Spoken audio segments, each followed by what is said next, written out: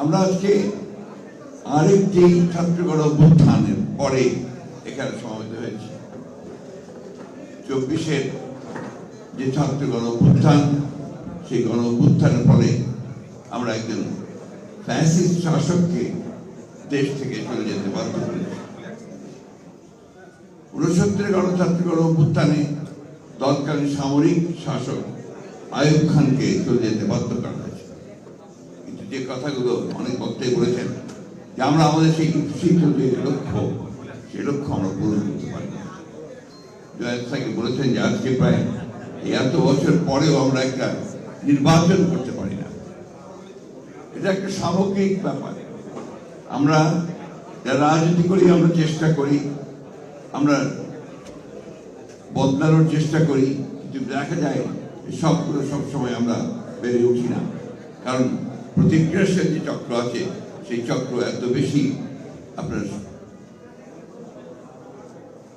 বেশি তারা দৃঢ় হয়ে যান, এত বেশি করে তারা সেই বিপ্লবের বা আপনার সংগ্রামের সেই ধারাটাকে বদলে দিতে চায়। আজকে শহীদ আসাদ প্রাসঙ্গিক এই জন্যে যে আমরা যে ফ্যাসিস্টদের বিরুদ্ধে দীর্ঘ সংগ্রাম করেছি, 15 বছর লড়াই করেছি এবং সব শেষে আমরা একটা বিজয় অর্জন করেছি।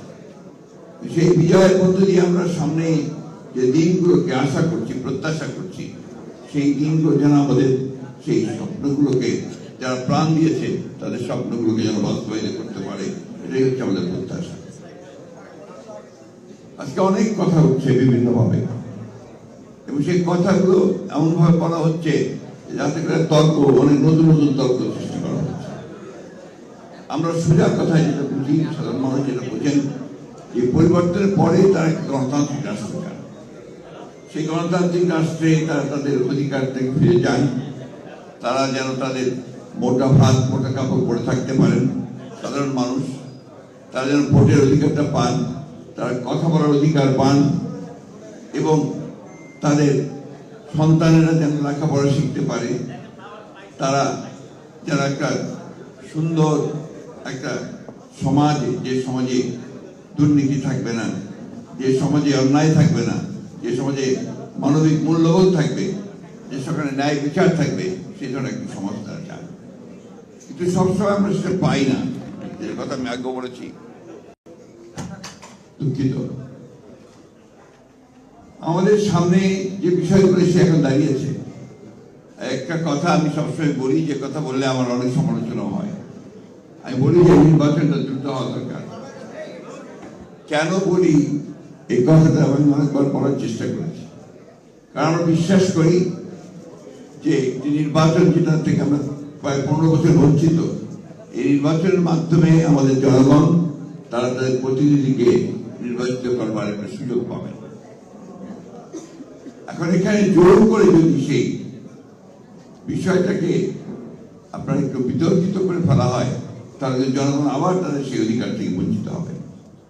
এবং আমাদের যে অভিজ্ঞতা, সেই অভিজ্ঞতা আমরা দেখেছি যে এই ধরনের নির্বাচন যদি দ্রুত না হয়, সময় ক্ষেপণ করা হয়, তাহলে সেখানে অন্যান্য শক্তিগুলো মাথা চাড়া দিয়ে উঠতে থাকে, এবং তখন জনগণের যে চাহিদা, সেই চাহিদা থেকে তারা পুরোপুরিভাবেই বঞ্চিত হয়। আমরা এই কথা বারবার বলতে চাই যে নির্বাচনে কে আসবে সেটা গুরুত্বপূর্ণ নয়, কিন্তু জনগণের অধিকারটা প্রতিষ্ঠিত হবে, সেটার জন্যই কিন্তু আমরা লড়াই করে দেখব 15 বছর। আমি সেই কারণেই বলেছি যে এই সময়টা আমাদের দরকার। সত্যিকার অর্থে আমরা বর্তমান যে অন্তর্বর্তীকালীন সরকার আছে, সেই সরকারের কাছে আমাদের প্রত্যাশা অনেক। স্বাভাবিকভাবেই একটা ছাত্র গণ অভ্যুত্থানের পরে আমরা জনগণের প্রত্যাশা অনেক বেড়েছে, কিন্তু দুর্ভাগ্যজনক হলে সত্য যে এখন পর্যন্ত সমাজের যে অবস্থা দাঁড়িয়েছে, সেই অবস্থায় কিন্তু আমরা সেই ধরনের একটা ব্যবস্থা দেখে এখনো নিশ্চিত হতে পারছি না যে আমাদের সেই প্রত্যাশাগুলো পূরণ হবে। এখানে অনেক কথা আছে, প্রত্যেকটি রাজনৈতিক দলের বিভিন্ন রকম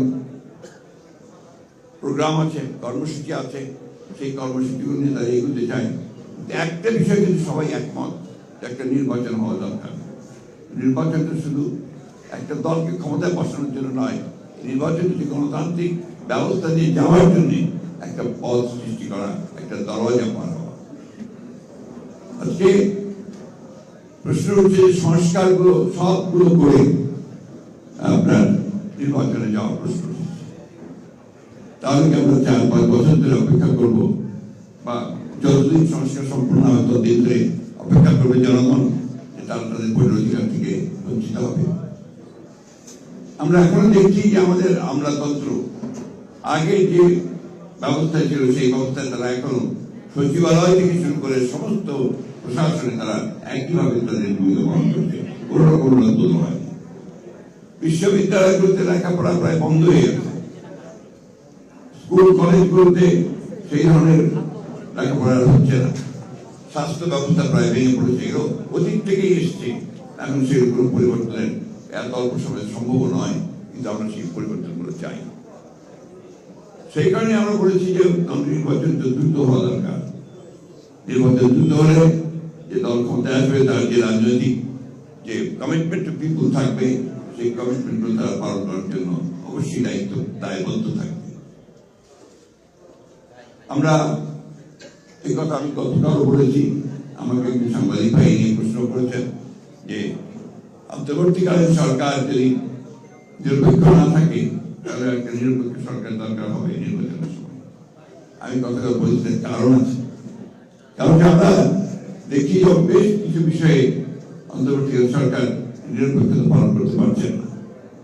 আমি তাই অনুরোধ করব, আমি প্রত্যাশা করব যে আমরা আশা করি যে অন্তর্বর্তীকালীন সরকার তারা সেই নিরপেক্ষতা পালন করবেন এবং দেশে যে সংকট আছে সেই সংকট থেকে দেশকে মুক্ত করবার জন্য তারা কাজ করবেন।